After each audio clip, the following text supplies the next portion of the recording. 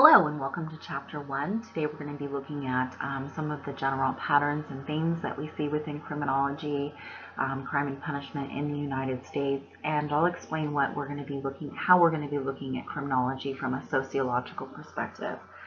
Before we start with our lecture, I just want to mention some strategies that I want you to employ as you're listening to these audio lectures. I highly recommend that you are actively listening, taking notes, and reading through the chapters thoroughly, highlighting things like that.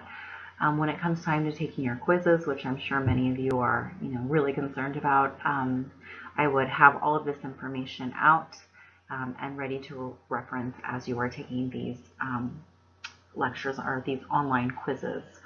Some of the information will come straight from the book, meaning you can look it up.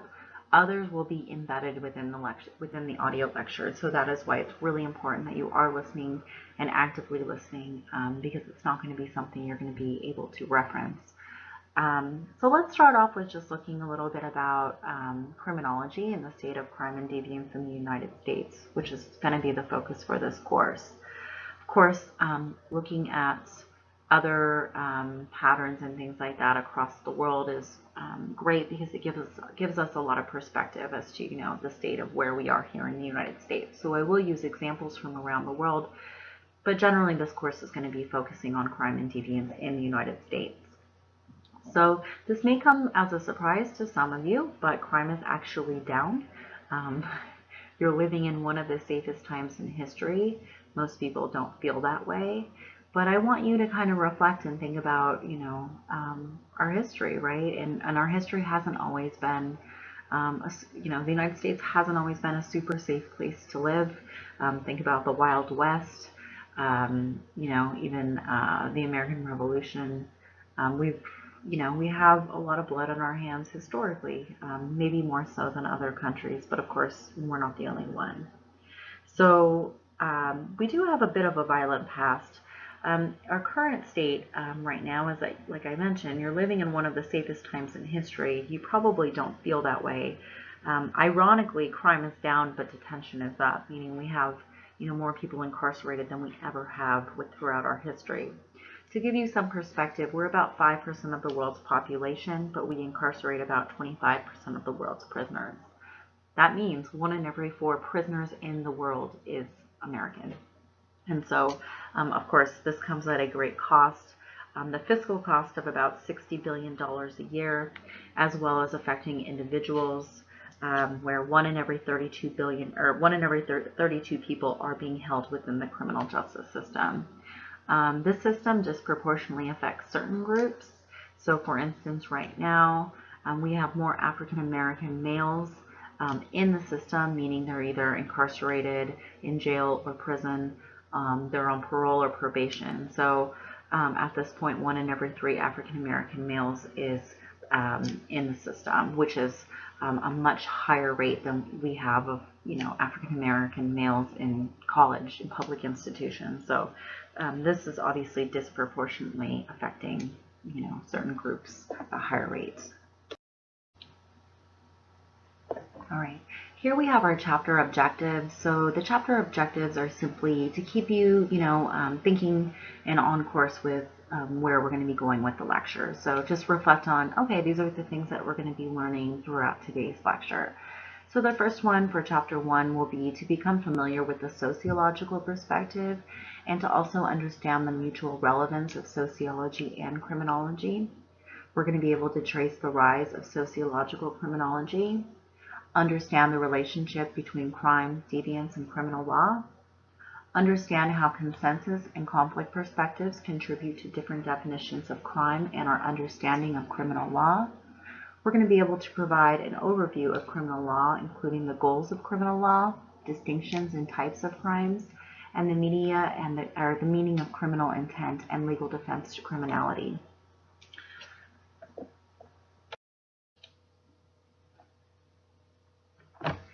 Okay, so the first slide we're going to be looking at is crime as a social phenomenon. So some theorists or criminologists have contended that the reason that our crime rates are so low right now is because we have so many people incarcerated, meaning everyone's locked up, and that's a good thing, and that's why we're doing so well.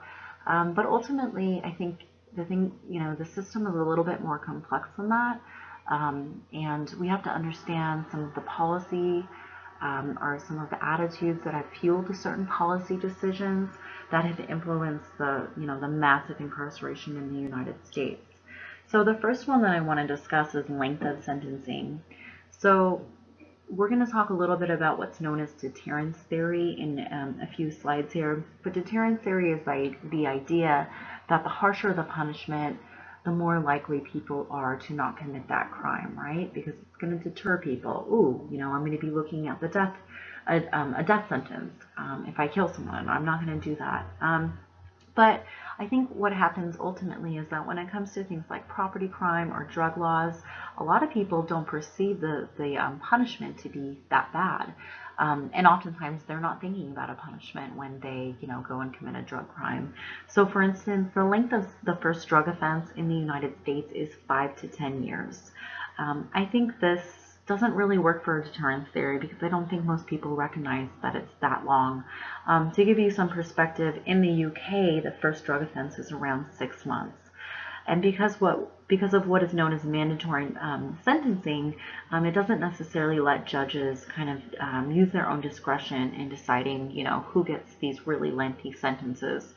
They were enacted to ensure uniformity and that everyone received the same sentence. But on the same note, there may have been situations where certain individuals were running with the wrong crowd, or maybe there's other factors that should be considered with determining some of these sentences that haven't been.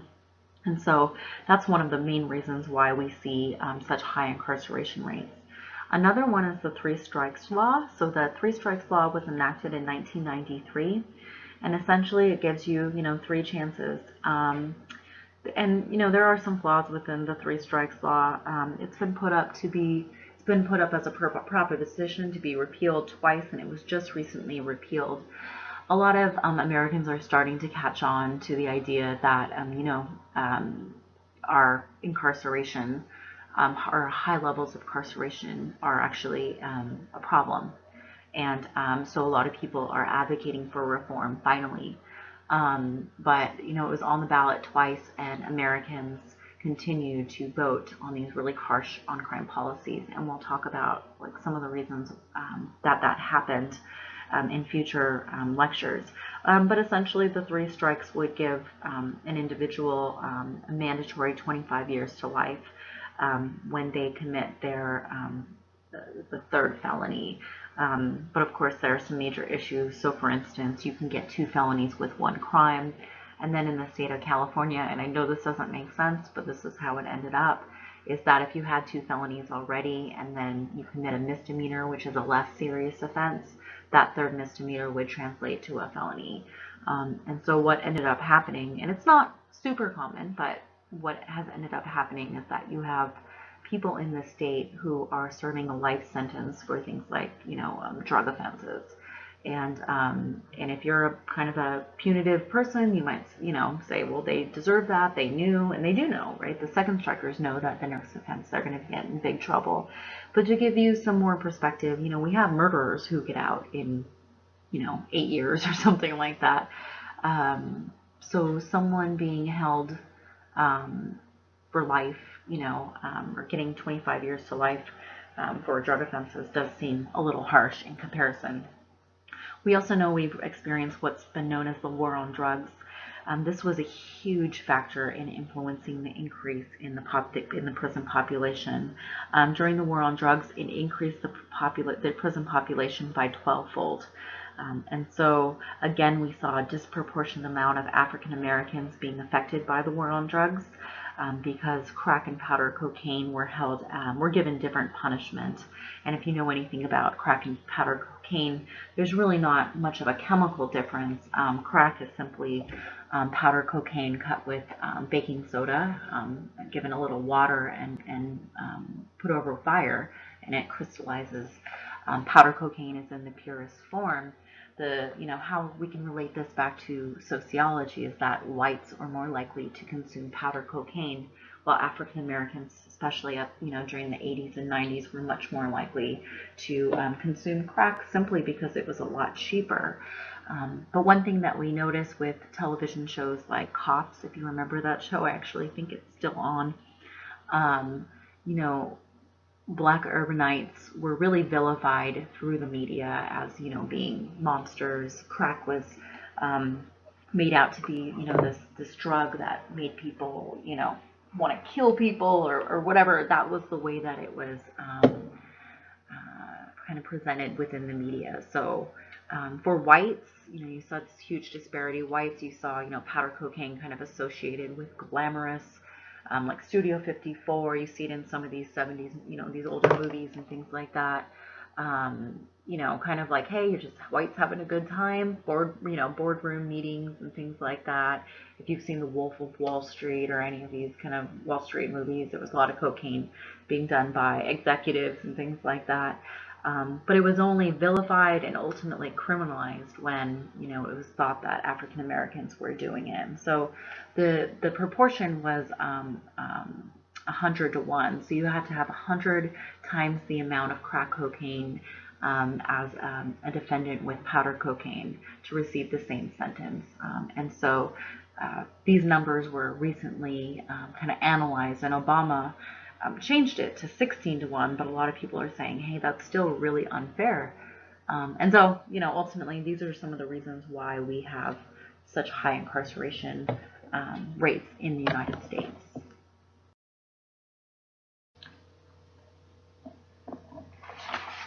So because this is a sociology course, we're going to be looking at criminology from that social context. We'll also look at like individual factors, psychological factors, biological factors, but ultimately that's going to be our main framework that we're going to be looking at.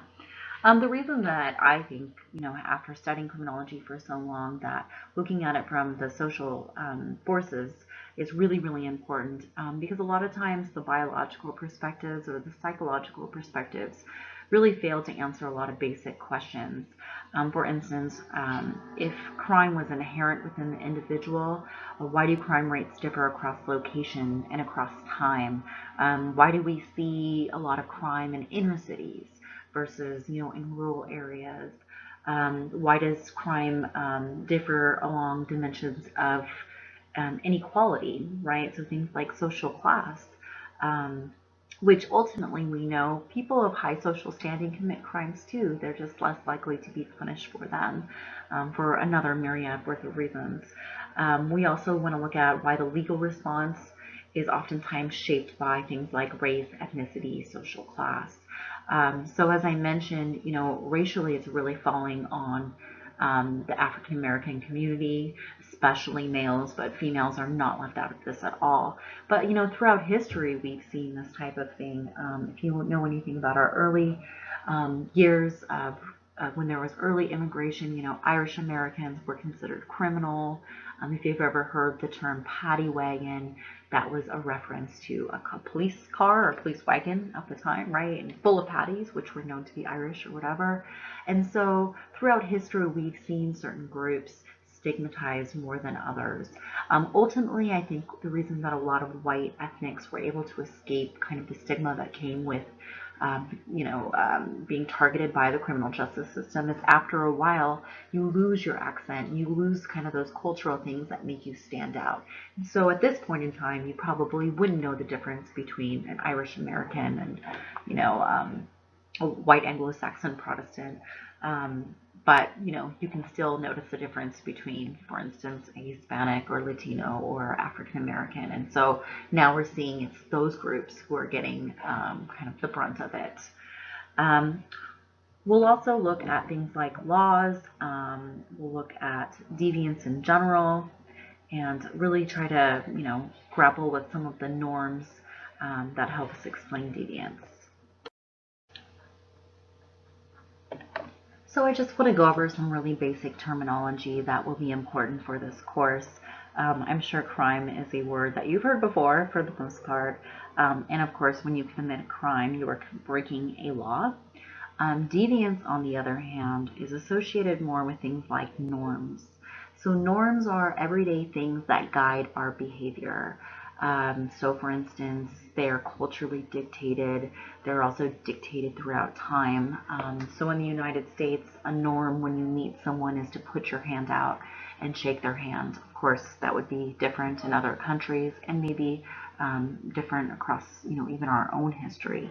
Um, if you failed to do that, you would not be committing a crime, but you would definitely be committing a deviant act. And so crimes are essentially deviant acts that we as a society have decided are so important that they need to be codified into law, right? So we need some source of punishment for the people who don't adhere to these norms.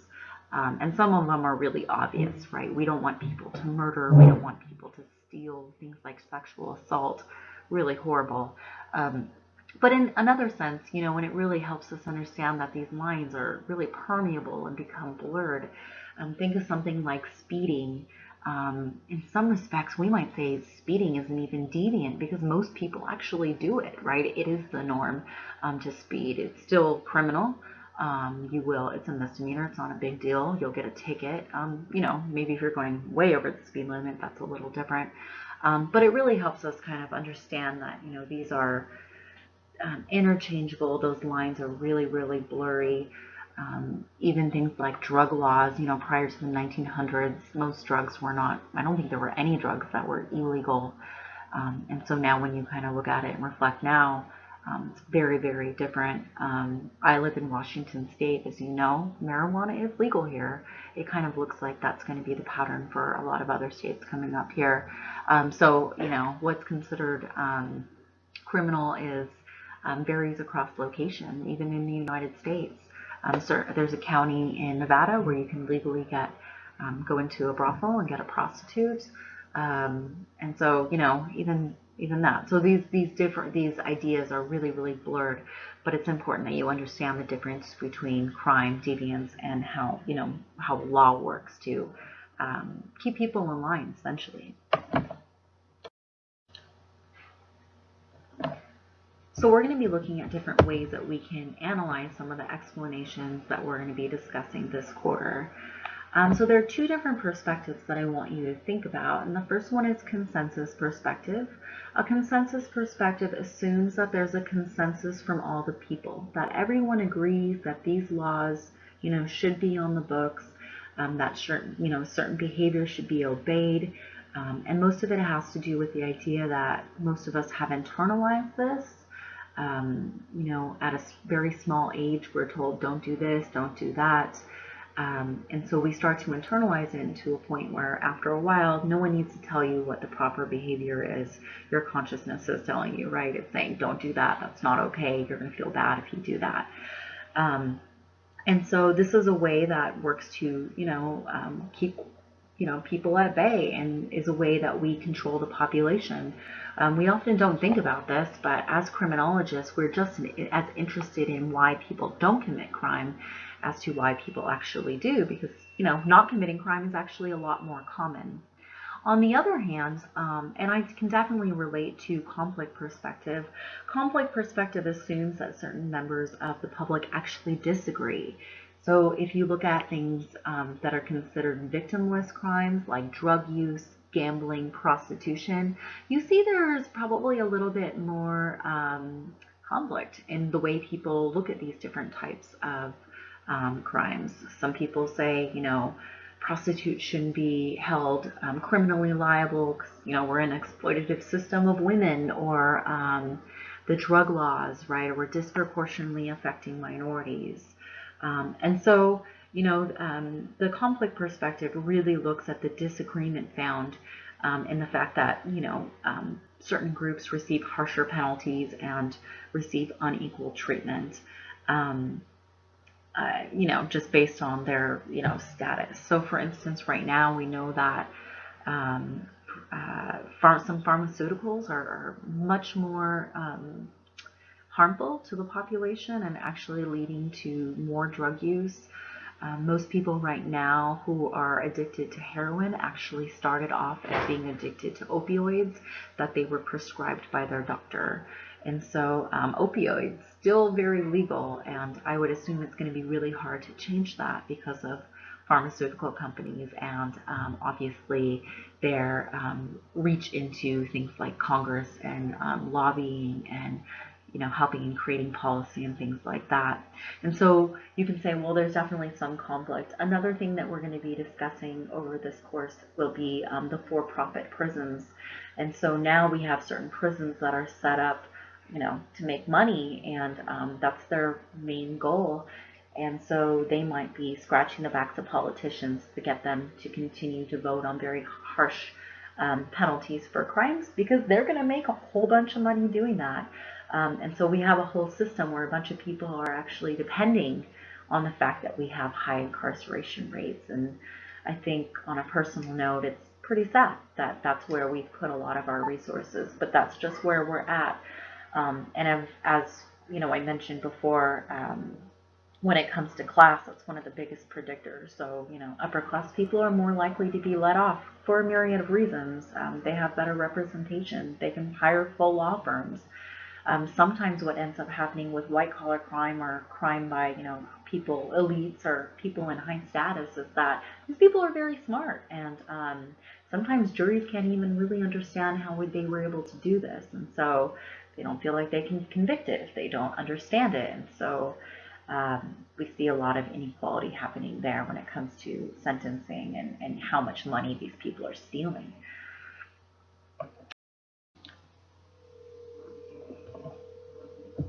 So here we're going to be looking at different types of crimes, and again, just going over some of that basic terminology, so as we progress through the course, you have an understanding. The first one we'll look at is mala inse, and mala inse crimes are considered evil in themselves. They're crimes like murder or rape or other violent offenses, as well as property crimes. Mala prohibita, on the other hand, are considered crimes that are only wrong because they are prohibited by laws. So things like drug use, prostitution, like we talked about, even something like euthanasia, which is mercy killing, or having a doctor administer certain drugs or something like that when a person is terminally ill. That's up to a little bit more debate as to if it should be allowed or not allowed. But that whole idea is it's only wrong because it's prohibited by law, not necessarily evil in itself.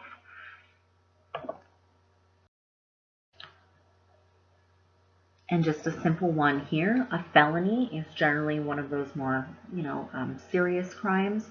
Generally, when a person receives a felony, they're looking at a year plus in prison. So it's generally the difference in whether someone will go to jail or someone will go to prison. People who commit felonies are more likely to go to prison. Sometimes they'll go to jail, like as a waiting, kind of period before they go to jail. But generally, these are crimes that are considered serious: murder, rape, robbery, burglary, and of course, the sentencing is going to be a lot harsher.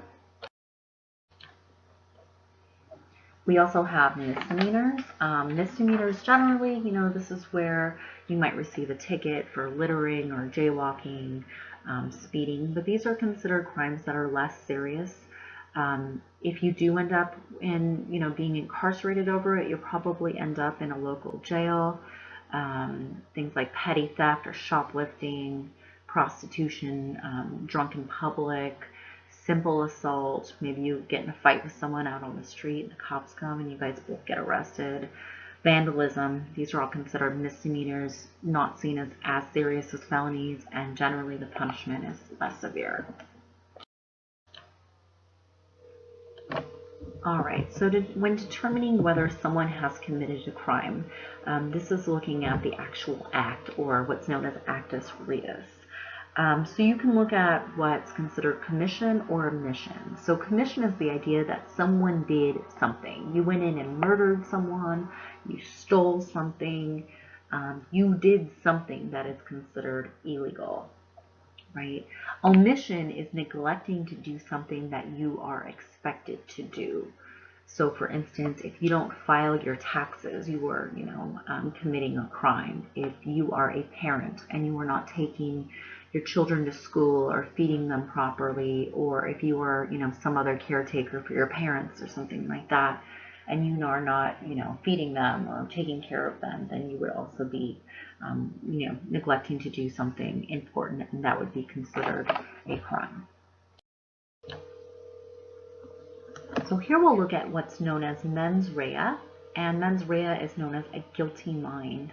So when, if you're going to be prosecuted for a crime, there's the expectation that there's criminal intent, so that you intended to actually commit this crime, or it was purposeful.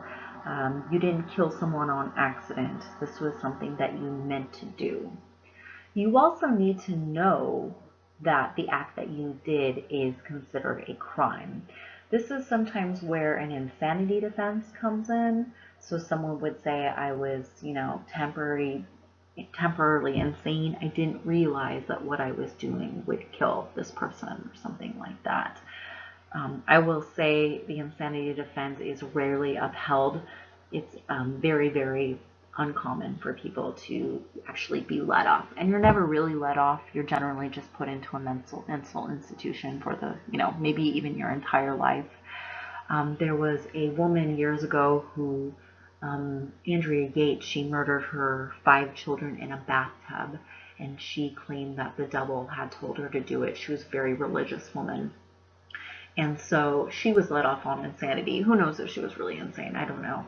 But the jury believed the fact that she was like mentally unstable or incompetent at the time, and was taking direction from the devil, and that's why she had killed. And I mean, it was pretty heinous. She had drowned like an 8-year-old in the bathtub too. So not a nice woman. Hopefully she was insane, because that would be kind of creepy if she wasn't. Another way of having the guilty mind, the idea of acting reckless. So for instance, now if you get into your car and you are intoxicated, they can actually get you, you can say, well, it was a mistake, but they can say, well, yeah, but when you entered into that car intoxicated, you took that risk of acting reckless. Or if you were driving, at 100 miles an hour and you killed someone, that would give you kind of that guilty mind, right? Yes, you did do something. Another one is known as criminal negligence, and criminal negligence is, again, not doing something that you're supposed to do.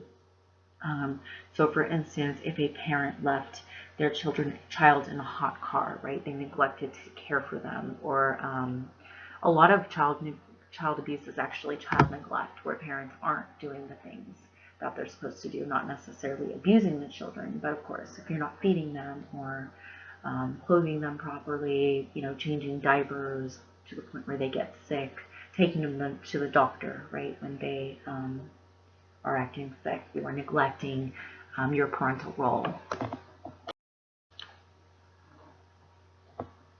So in order for a jury or a judge to develop that, that a crime actually happened, you have to have the act, or the actus reus. You have to have the guilty mind, meaning that this person intended to do it, or they knew what they were doing, or they knew that acting reckless would, influence, the outcomes. And you have to have both of those happening at the same time to be able to, prosecute someone for a particular crime. I will say, though, the criminal justice system, there's a lot of gray area. So even though sometimes you look at some of these really like celebrity cases or infamous cases, O.J. Simpson is one of them. He's got a lot more recognition lately. When it happened, most people were like, it would be insane to think he didn't do this. Some of the evidence was just overwhelming. There was blood everywhere, right? But there's gray area, right? The defense has, or the prosecution has to prove beyond a reasonable doubt that they did it. And if there's a reasonable doubt, a jury can, let someone go. And oftentimes there is. There have been juries that came back that said, yes, we really believe that this person did it. We didn't believe that the jury or the prosecution proved the case, though, which is, just representative that the criminal justice system is not perfect, and there's a lot of gray area. So with that guilty mind, or that mens rea, you have to show either that the person meant to do it, or that they were acting reckless or negligent. It doesn't necessarily matter. So for instance, if you murder your wife because you catch her in bed with someone, or you murder her in a way like for instance, you stopped giving her her meds because you had a, agreement with them that if they were ever terminally ill, they wouldn't want to be kept alive on, medications or whatever, and so you stopped giving it to them. You would still be considered, you have the guilty mind either way. So one seems a lot more heinous than the other, but it doesn't necessarily matter, right? That maybe, you intended to do this um, because this was an agreement that you had. And so the mens rea does not necessarily influence, is not a motive, but oftentimes a jury will want to hear a motive or some type of explanation as to why someone did this, because it just helps them make sense of it, not because you actually need it in criminal law.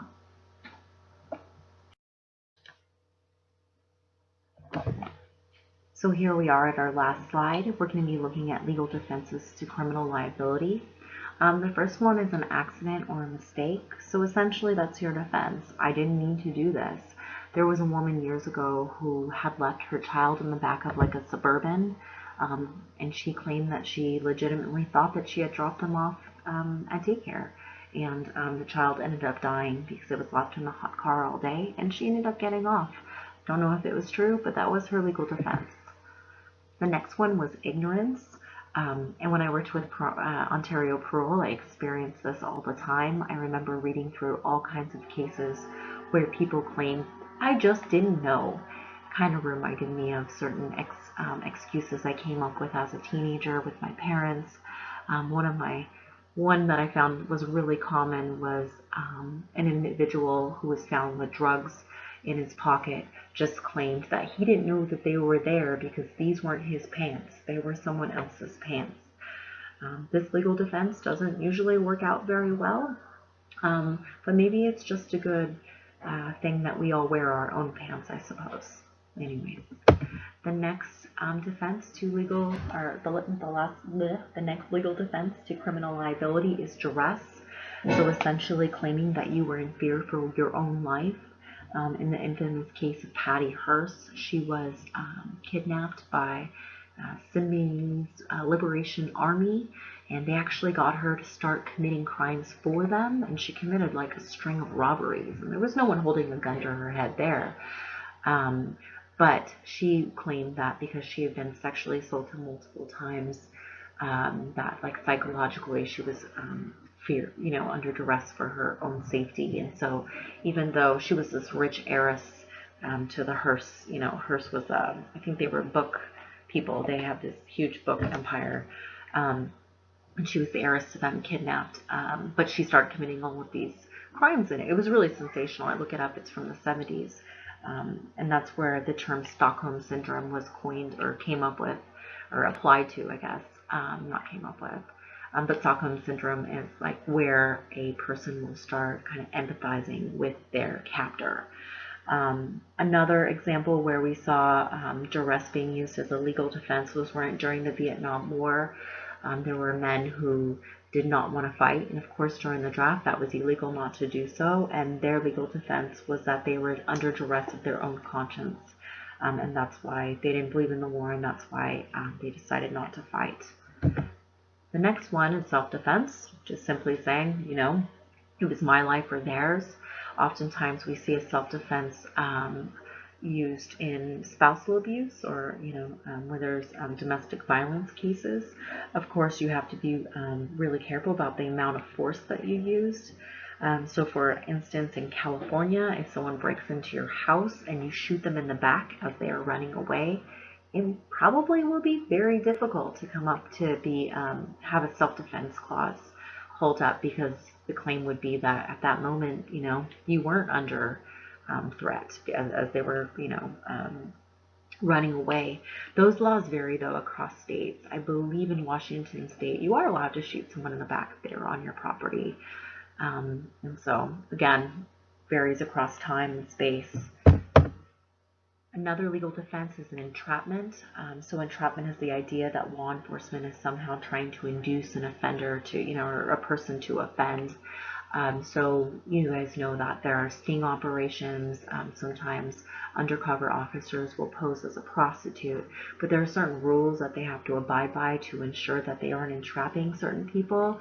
So for instance, the undercover officer can't, go up to someone personally and try to solicit them. They have to wait to be approached. There has to be an exchange of money, things like that, to ensure that they're not entrapping individuals. And then lastly, there is the insanity offense. And of course, we know insanity, very few people actually get off on insanity. And you can actually be insane and still not get off on insanity, because you have to be able to prove that you did not know what you were doing at the time. And so one of the most famous was John Hinckley Jr., who tried to assassinate Ronald Reagan in the 80s. And John Hinckley Jr. claimed that he was doing this because he was trying to get the attention of Jodie Foster, who was a big actress at the time. And he was found to be insane, because that's, a really irrational thing to do to get an actress's attention. So those are the legal defenses to criminal liability. And that is also the end of our chapter. This is, the chapter audios lectures are going to be similar to what we just had. I try not to make them too long, because I know it is difficult to hang in there when it gets too much. So that's the reason why I try to keep them a little shorter. This one is slightly longer than the others, but it's also really important that you're also reading the chapter, because I obviously cannot cover every single thing. And so read the chapter, actively listen to these lectures, and I think you'll do just fine. Of course, if there's anything that is unclear, feel free to post it on the discussion board, or email me personally, and I would be happy to clarify anything. And that's true for all of the lectures.